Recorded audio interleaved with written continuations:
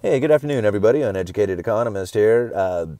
Thought I'd talk a little bit about lumber prices. So the Federal Reserve decided that they were going to raise interest rates again. And what is this going to do to lumber prices and the housing market in general? Well, I think if we look to the recent past, it'll probably tell us what's going to happen here in the near future.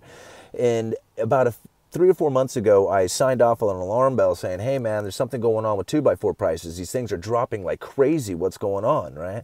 And everybody's like, oh, dude, it's just seasonality. Don't stress it. And I was like, no, man, there's not as many houses being built. I'm sure of it. And if you go and you started looking at like the home builders, you started looking at some of the building material providers, that provide like a lot of the building materials that go into the building of houses.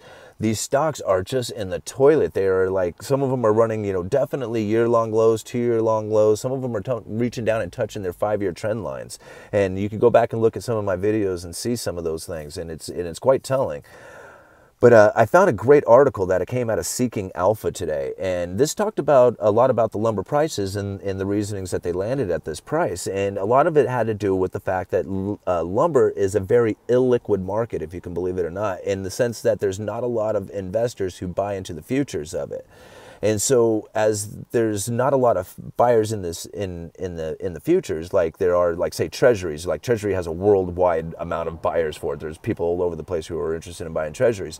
Lumber, not so much, right? So as these prices start to drop, it's kind of like the hot potato, and nobody wants to pick up these future prices or pick up these futures at these prices, and it kind of expedites the problem, and it just keep dropping. Well, what ends up happening is it eventually gets down to a point where the mill says, okay, that's it, we're not cutting at this price, and loggers are like, we're not cutting trees down at these prices, we're just not going to do it.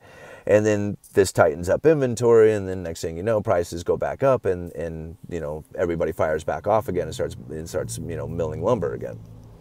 Well, the reason that the prices ran up so high was because of the huge amount of debt that went into buying all this lumber, right? So now as these interest rates rise and these people aren't going to be taking out these loans to be building all these houses, there's just not going to be the need for these 2x4s as much as anymore. So it's not like it's necessarily just the fact that it's an illiquid market and the futures are dropped because they just couldn't find the buyers for them.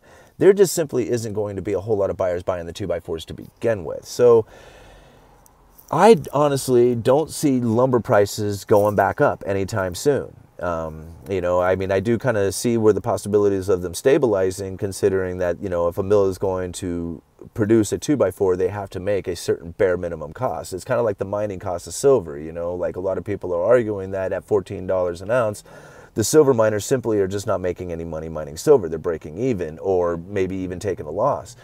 But because it's a byproduct of other metals, they have to do it anyway, right? So anyway, that's for another video, but kind of the same scenario that's going on. Anyway, uneducated economist, thought I'd come out here and talk a little bit about those lumber prices and what's kind of going on and what I see for the housing market. So that's what I see. If I see 2x4s starting to go back up in price, if I see them tick up, I'm going to come out and make another video and say, hey, I see 2x4s coming back up. I think the housing industry must have turned around, because that's the only reason why we would be selling 2x4s again. At least at a higher price, is if somebody is taking out a loan to buy them. If you got to pay cash for these things, I mean, you think about it. I was watching people try and design like something small, like a chicken coop or a tree fort for their kids or something, and we would work out all the materials, and I'd tell them, okay, man, it's going to be $980. And they're like, for a little shed?